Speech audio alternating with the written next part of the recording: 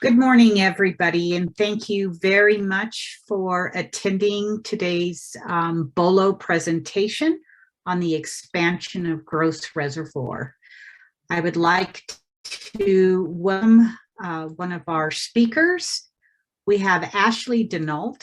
She is the Community Relations Senior Specialist with Denver Water. Ashley brings almost 15 years of experience in stakeholder engagement and communications to the community relations team at Denver Water, where she develops and implements strategies to ensure stakeholders impacted by large capital construction projects are informed and engaged. She holds a bachelor's degree in political economy and psychology from the Pitzer College and a master's degree in public policy from Brown University. Ashley, if you'd like to go ahead and come on live, and we're going to turn it over to you.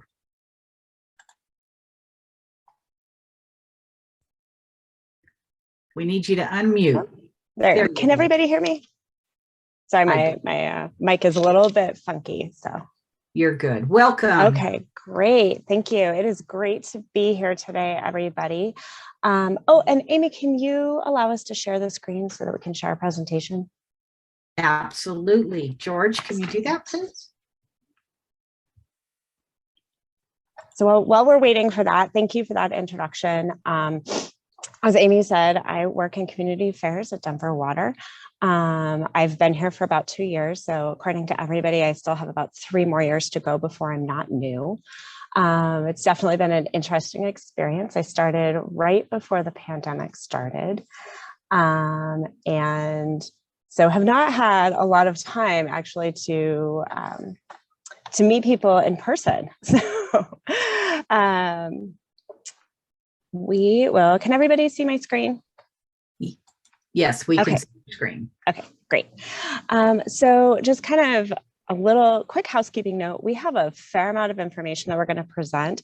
So we definitely encourage you to ask questions, but if you could just drop them in the chat while we're presenting them, that way we don't lose them and we can make sure that we go back to them, but that we can make sure that we also get through the presentation. So I'm going to kick it off in theory. There we go. Okay. So for those of you who don't know, we are Colorado's oldest and largest water utility. We're also one of the oldest and largest water utilities in the West. We serve about 1.5 million customers in Denver and the surrounding suburbs, which is roughly a quarter of the state's population. And we do that with just 2% of all of the water that is used in the state. I'm not going to read the slide, but I will note that as an organization, we feel that we have a responsibility to ensure the water security of this population today and into the future. But we also take our duty as stewards of this resource very seriously.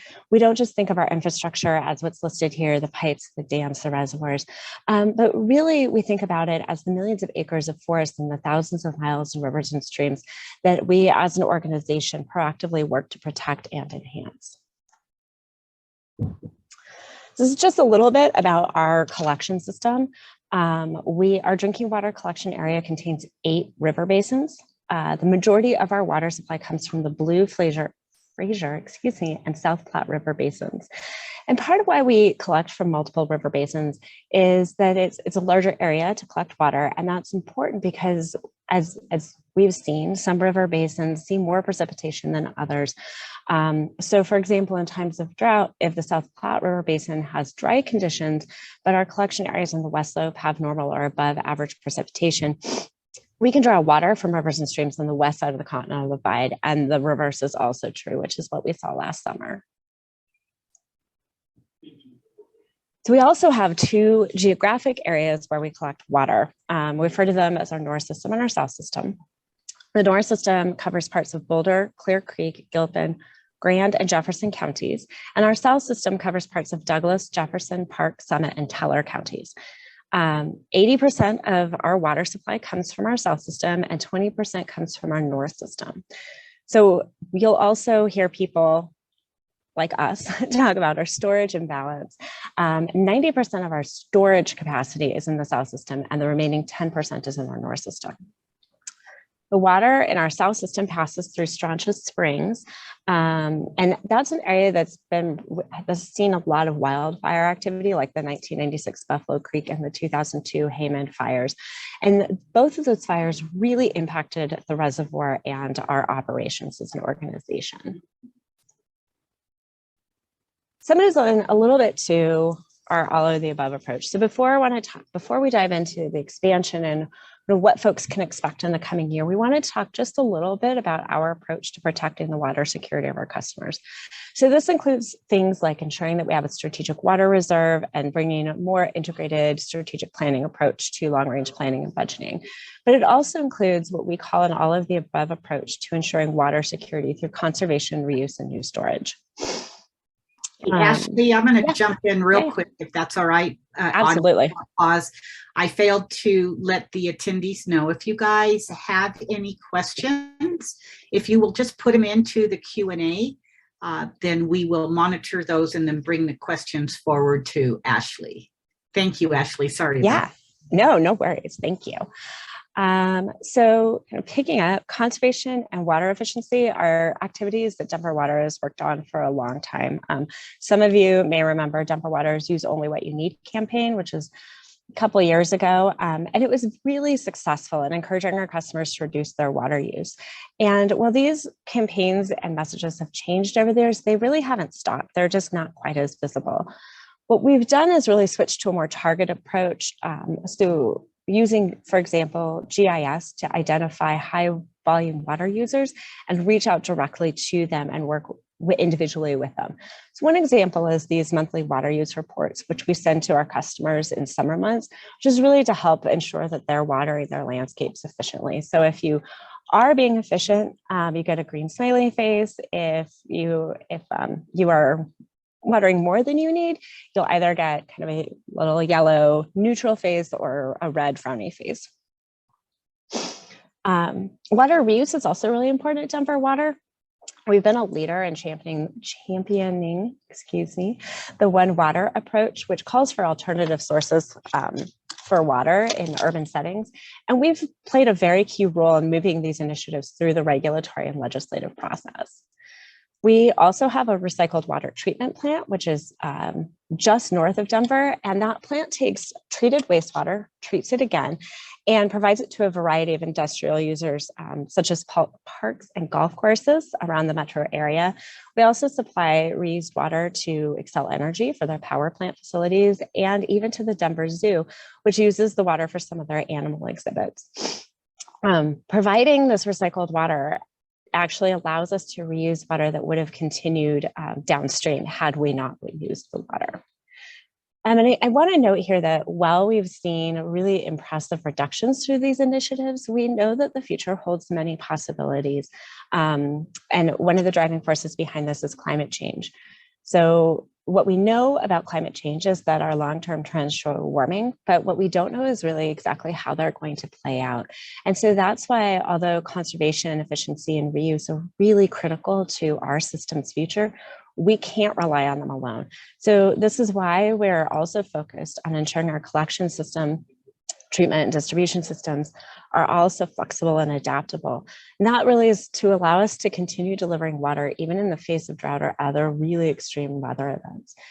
And bringing it back to the topic of this presentation, this is why this need for flexibility and resiliency is really why we're addressing our future water security through increasing storage capacity. And that's where the Gross Reservoir Expansion Project comes into play.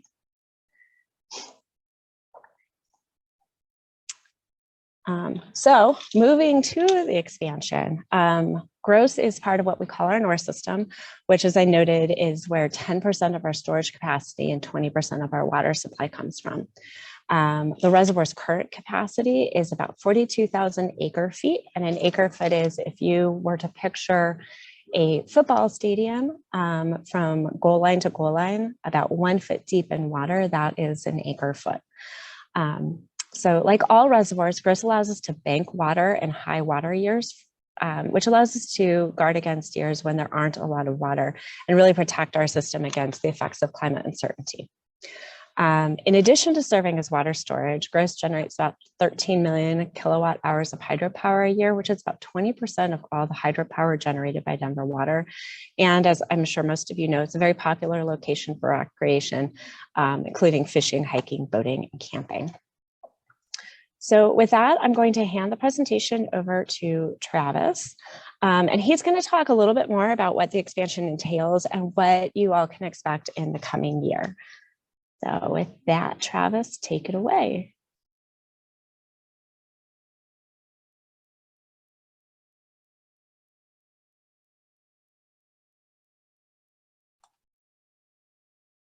Travis, do we have you?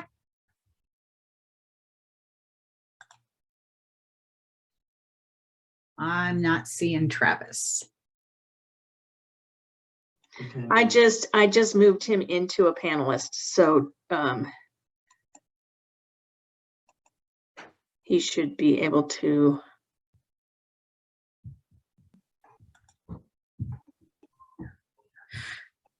While Travis is coming on board, Ashley, we do have a first question that maybe you can answer. Julie is asking, there is a great concern that the reservoir will never be full, that you will simply be increasing the size of bare banks, much like Lake Powell or Mead.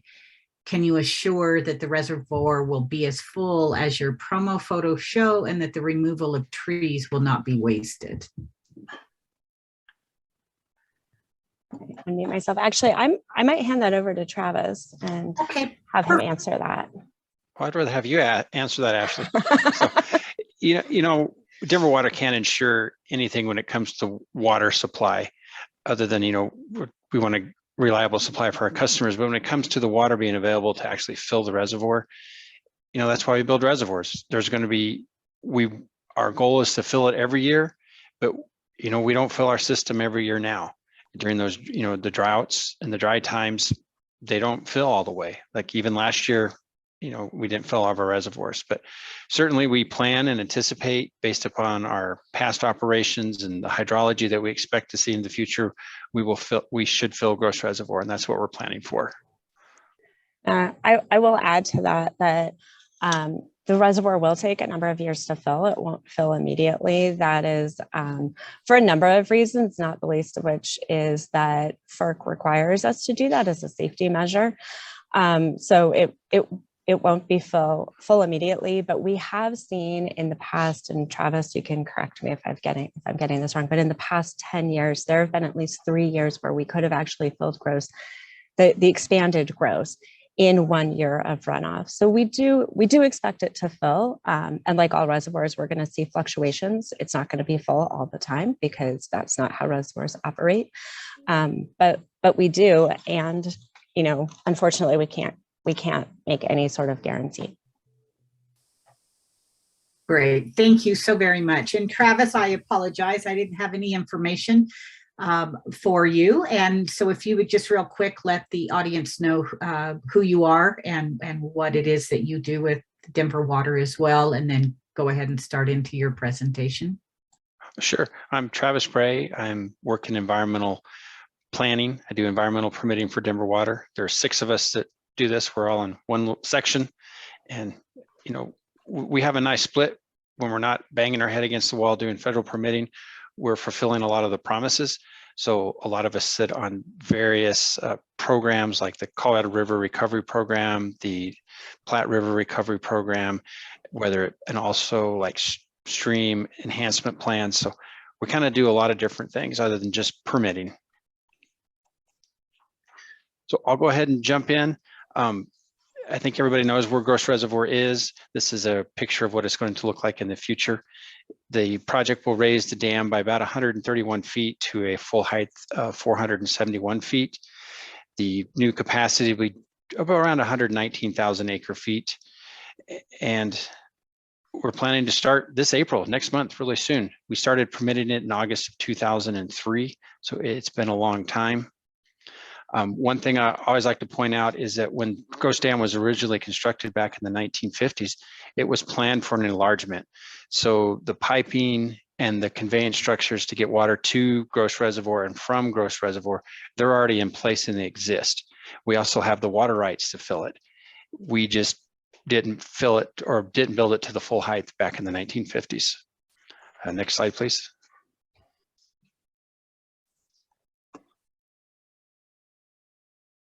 There it is. So we're going to focus on 2022 today, and we're happy to come back and talk more about other topics such as tree removal and more about, more in-depth plans and, specific timelines. But this year is going to be a really big year as far as we're mobilizing.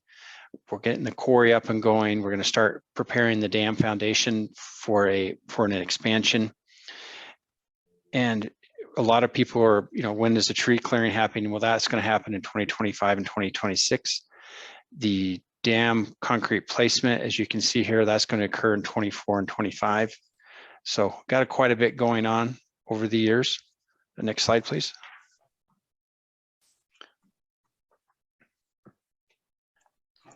So the thing I can't stress enough is that Denver Water, safety is our #1 priority. And we start most of our meetings, we start with the safety moment, whether it's how to be safe at home, how to be safe at work, how to be safe on the job site.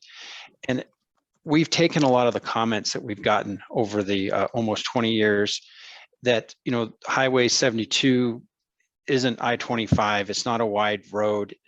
It's a windy mountain road. We realize that. Gross Dam Road is also a dirt road that, lots of corners. So we looked at ways to improve the access to the reservoir and to also make it more safe. One of the things we're doing is we're totally reworking the intersection there at State Highway 72 and Gross Dam Road. This will be a permanent fix.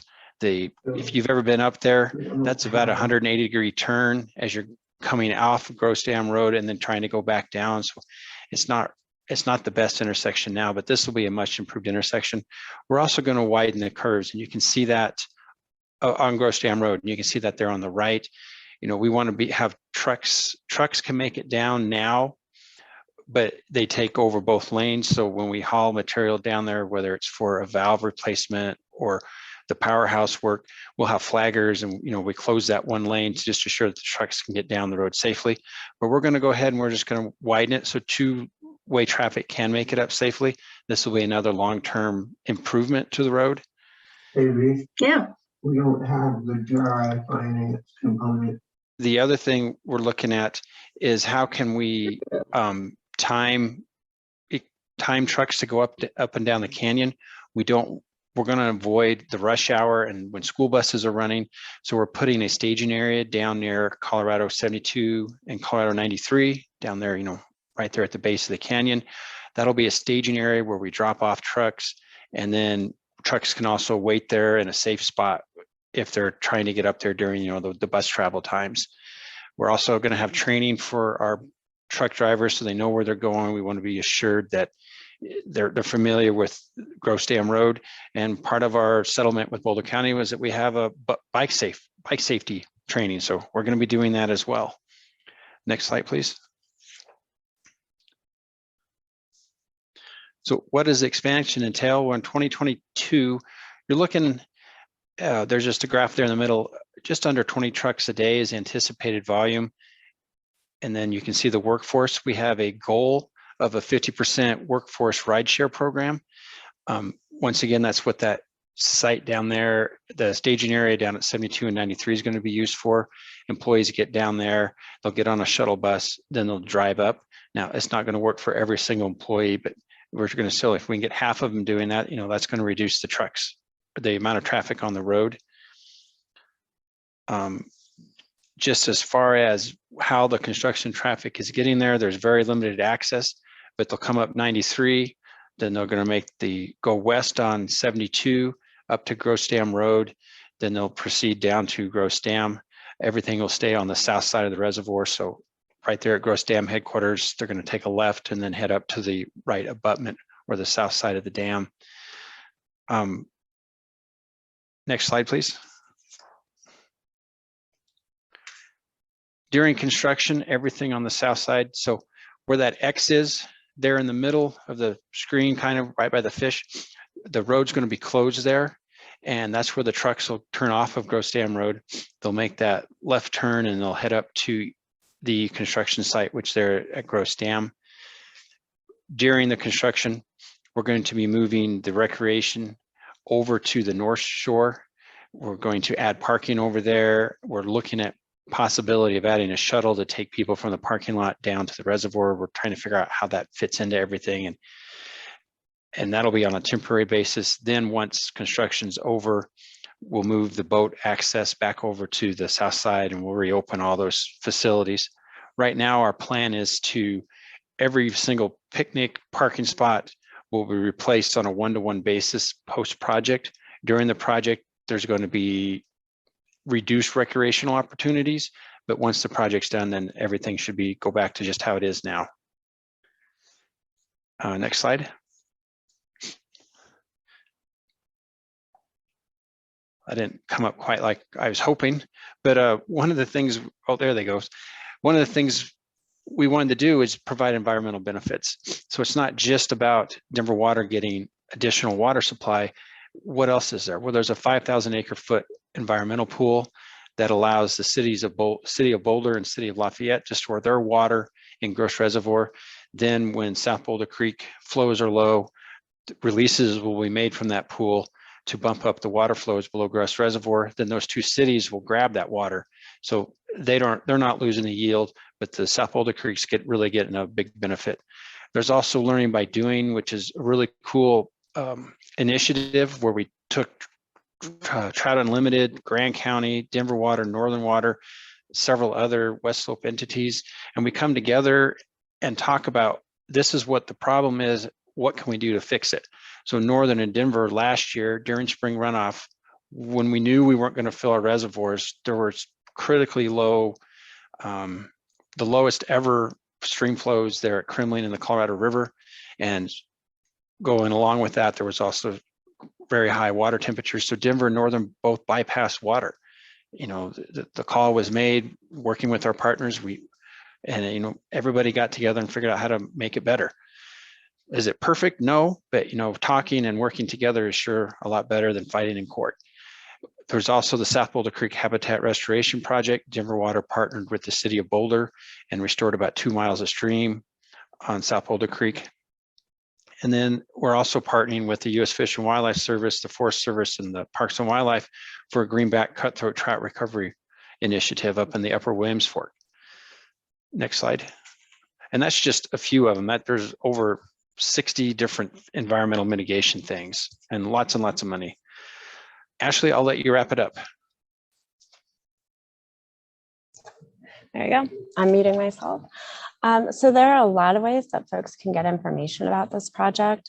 You can always visit our website, grossreservoir.org, that has all of our project information, upcoming activities, roadway impacts, recreation, project contact information, and all of our project documentation. We also are using a Google My Map as a means to hopefully provide more real-time information to folks who are planning on visiting. It has information on roadway impacts, site closures, and project activities. And we are regularly updating this map. We'll probably start seeing more regular updates as construction progresses. We're also active on a number of social media channels. You can find us on Facebook, Twitter, Instagram, and Nextdoor, which we'll be using to notify our entire service area about larger changes, as well as more localized notifications to people who live in the area. You can always sign up for our e-newsletter. We do have preferences if you're a current subscriber and don't want to get information on every single project activity. We're also continuing the different ways that people can get in touch with us more directly. These have been in place for quite a number of years, such as our project hotline and email. And then we also have virtual office hours, which we've offered since the beginning of the pandemic. In addition, we are going to be bringing on an on-site project liaison. She will be starting the next couple of weeks, and she will actually be on site working very closely with our construction team, our recreation folks, as well as area neighbors to address and resolve concerns as the project progresses. And then we're going to be continuing to offer regular in-person outreach events for the area neighbors. And as things move along, we'll be looking to expand more in-person events and presentations. So with that, that does wrap up our presentation. If anybody has any questions, Travis and I are here to answer them. Great. Thank you so much, Ashley. We do have a question, although Travis, in his presentation, touched on some of this. Is the displacement of wildlife a concern, and what populations and habitats will be affected? So Travis, do you want to touch on that one? Sure. So yes, it is a concern about the wildlife. There's both the aquatic portion and the terrestrial. The aquatic portion is a little easier to address, so I'll tackle that first. We're losing some stream, and so you're changing it from what's called a lotic environment, where it's free flowing, a river, to a linthic environment, which is a lake or reservoir. And so, fish are just transitioning from one habitat to another. But there is some impacts that I want to acknowledge on that. And one of the biggest concerns is that the area around Gross Reservoir over there on Winnegar Ridge is a winter elk habitat area, and there will be less of that. And so to compensate for that, Denver Water, you can't just make winter elk habitat. But what we did instead was to mitigate that, we preserved some summer habitat for elk, and that's the toll property up around the east portal of the Moffett Tunnel. We bought a large portion, about 500 acres, and we are in the process of turning that over to the Forest Service, and then they'll manage it as part of the National Forest System. So we preserved habitat elsewhere. Then the Fish and Wildlife, the Parks and Wildlife was very concerned about it. But when you look at the overall winter range, this is a very small percentage of the overall winter range. So they weren't too concerned about the elk. We also have a lot of stuff going on with the birds. We have to go out between March 1st and July 31st. We have to go do nesting surveys before we go into an area and disturb it to be sure that there's no nesting birds there. If there are, we have to follow different guidelines based upon the species of bird and give clearance zones and can't disturb the area for a certain amount of time. Yesterday, we went out and did a survey for raptors and didn't find any raptors nest, which is great for us because it was one less thing to worry about. But there are raptors in the area that come around. We do have to relocate 2 nesting platforms, and so hopefully, long term there will be some raptors up there. The other types of habitat, the riparian area that is down along the reservoir, that will be displaced. It'll have to move up further. It'll follow the shoreline. And is that enough, or is there some more specific questions about a specific species? I think that's good, Travis. Thank you very much. We have another question. Is the access road being paved the entire way, or is there dust mitigation planned? Dust mitigation planned. That'll be on our contractor to keep the dust limits down. We'll also take over maintenance of the road as well. Oh, fantastic. Okay. For Gross Dam Road. Yeah, I can build on that a little bit. We heard resoundingly from area residents that they did not want the road to be paved. And we kind of heard a similar concern from Boulder County that they were not interested in having the road paved. Our contractor, Kiewit Barnard, will have 2 water trucks that will patrol and will water the area, and they'll also be maintaining the road. So the grading, et cetera, will be one of the things that they'll be doing. Fantastic. The next question is, how long does the quarry operations last, and how low does water level have to go for the quarry operations? Travis, do you want to tag team that? I can answer the length of time, but I cannot remember the exact height of the water or depth of the water. Quarry operations will go through the dam lift, which is planned for 24 and 25. That is to create the aggregate for the concrete. And the on-site quarry was really, again, because we had heard that people were mostly concerned about the trucks. So this allows us to reduce truck trips by about 70% over the course of the project. And Travis, can you speak to the water levels? Yeah, and can you go back to the timeline slide, Ashley?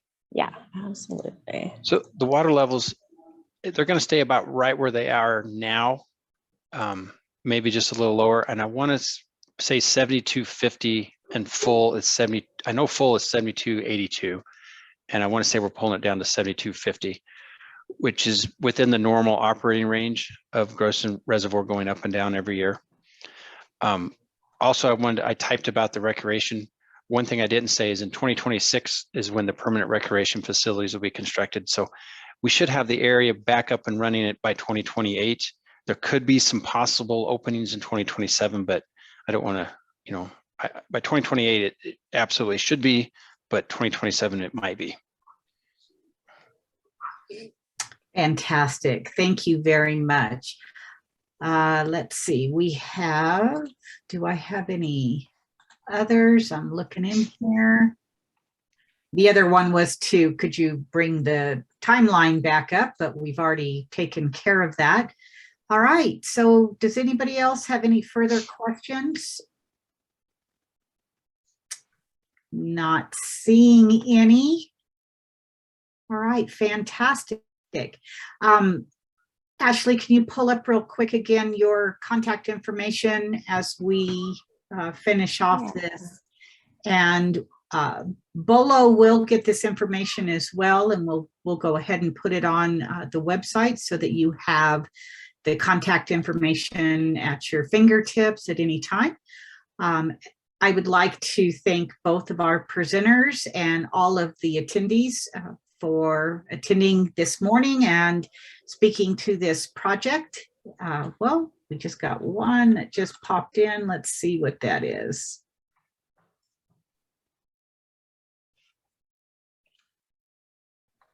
Somebody wants a link to the recording. Oh, yes, we will. We do have this recorded. It will also be posted on the Bolo website.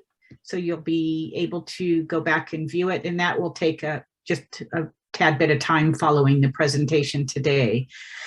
All right, so I don't see any further questions. Again, thank you, Ashley and Travis, for your great information and for bringing us up to date. We will look forward potentially down the road here a ways to bring you guys back again for an update on what's going on. But outside of that, barring no further questions, thank you all very much for attending and enjoy the rest of your beautiful Colorado day. We're going to have a fabulous weekend as well. So thank you all very much. Thank you very much for having us.